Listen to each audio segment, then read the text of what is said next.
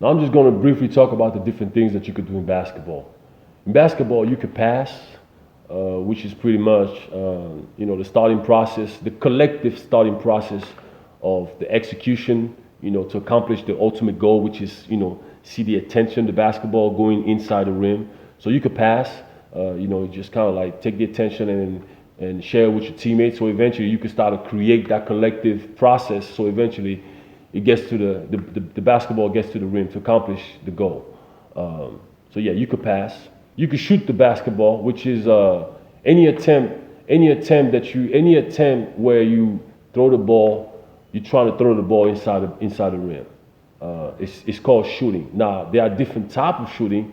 Like I talked about earlier, you got the hook shot, you got the float, you got the layup, you got different style of shot in basketball. But I'll talk about that eventually once I get in details in every single one of those things. I'm gonna have a video when I talk about passing specifically and how you can, help teach kids how to I don't want to say teach, but show kids how to be a better passers and show kids how to be better shooter and things like that. So I would be more specific, but right now I'm just gonna just kind of talk about briefly about different things you could do in basketball. So there's shooting. You could dribble. I feel like dribbling for me is just a way of moving with the attention. You can't move with the attention, which is the basketball. You can't move with the basketball and not put the ball on the floor. That would be a violation called traveling. So you could dribble the basketball and it helps you move with the ball to whatever direction you're trying to go to, whether it's scoring the basketball inside the rim,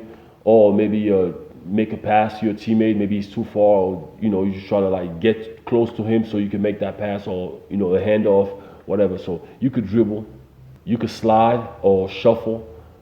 Defensively is kind of get low. You have to get lower, and then it's the process of getting lower and just kind of sliding your body and shuffling and just to play defense to make sure that your defender doesn't beat you off the dribble, or your defender doesn't just blow by you.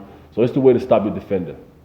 You could dunk, and dunk is pretty much the process of just taking the basketball and just kind of put inside the rim, and then just kind of grab the rim as you put the ball inside the rim. It's a very safe way to secure the bucket instead of a layup. It's probably the most secure way to score the basket, dunking.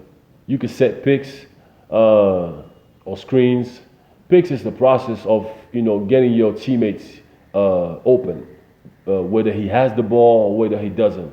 It's the process of coming and towards his defender or whoever is guarding him, and then just kind of set a pick and just standing there and put your forearm next to your chest, or either protecting your private part. Kind of spread your leg, get a little bit lower, and make sure not move. You can't move because it will be a violation. And make sure that as your teammates is coming up with the ball, maybe coming up without the ball, his defender get picked on, and he stop as you maybe roll or pop.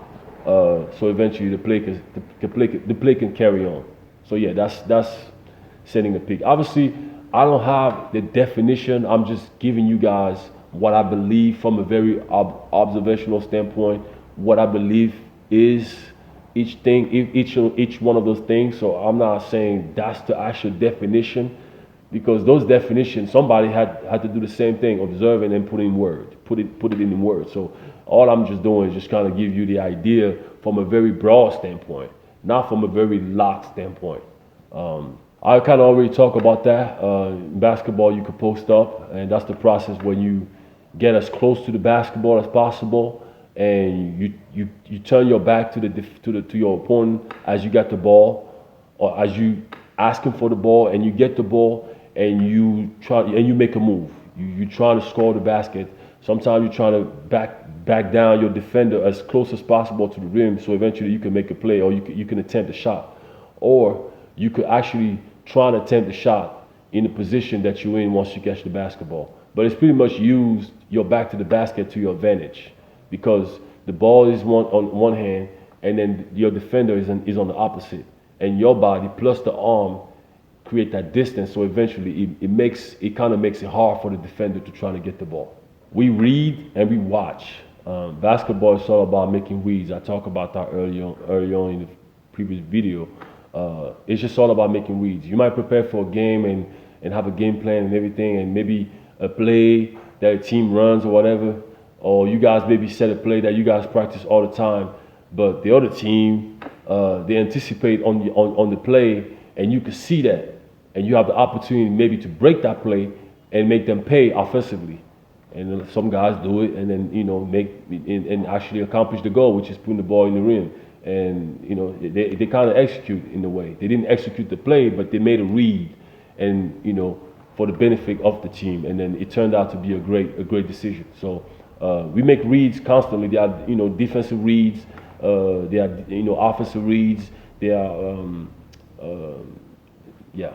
So we make reads in basketball, which is very important, for a basketball player to be able to have. And again, those are the things that you can help a player or your team learn from a very psychological standpoint. So it's hard to teach. That's why you have to do a lot of sit down and talk with your players and make them understanding how they could get to that situation. What are the different things that y'all need to address so eventually they psychologically know how to read a game.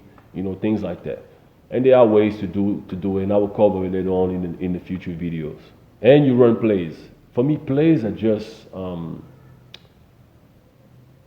it's the game plan of execution. It's